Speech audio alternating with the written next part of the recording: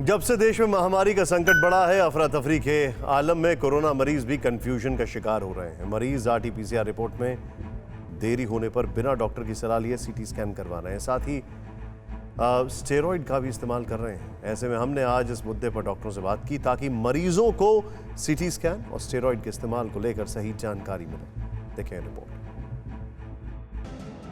देश में कोरोना से हाहाकार है। अस्पतालों में न बेड है न ऑक्सीजन। ऐसे हालात में वायरस से संक्रमित हुए लोगों में एक खौफ है, डर है, घबराहट है और इसी घबराहट में मरीज कई ऐसे फैसले खुद ले रहे हैं जो नुकसान पहुंचाते हैं, बल्कि बहुत हद तक जानलेवा भी साबित होते हैं। इनमें से एक है स्टेरॉइड।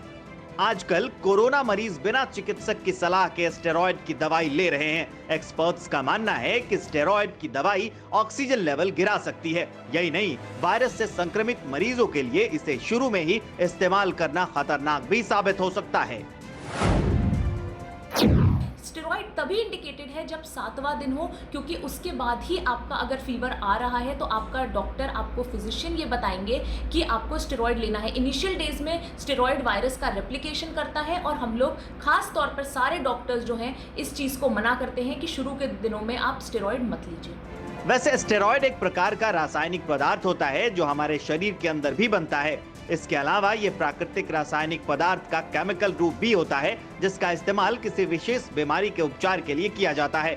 स्टेरॉइड को एक ऐसी दवा के रूप में भी जाना जाता है जो आपकी मांसपेशियों का विकास करती है। लंबे समय तक इसका इस्तेमाल कई गंभीर समस्याएं खड़ी करता है।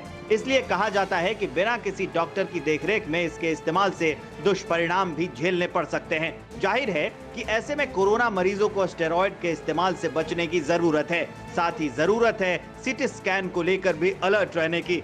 फिलहाल आरटीपीसीआर की रिपोर्ट में देरी होने पर लोग सीटी स्कैन का विकल्प चुन रहे हैं और ये करीब करीब ट्रेंड बनता जा रहा है कि एक कोरोना मरीज बार बार सीटी स्कैन करवा रहा है। एक्सपर्ट कहते हैं कि बार बार सीटी स्कैन कराना खतरनाक है।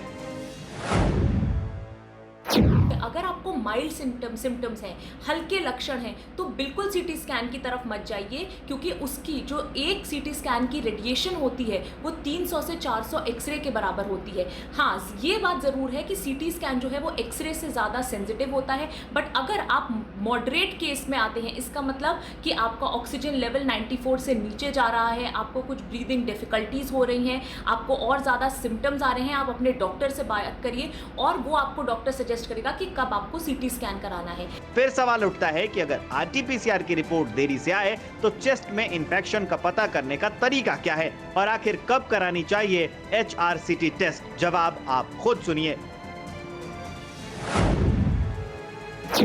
हर चीज का एक इंडिकेशन है। आप अपने मन से कोई भी दवाई मत लीजिए जब तक कि आप अपने फिजिशियन से कंसल्ट ना कर लें।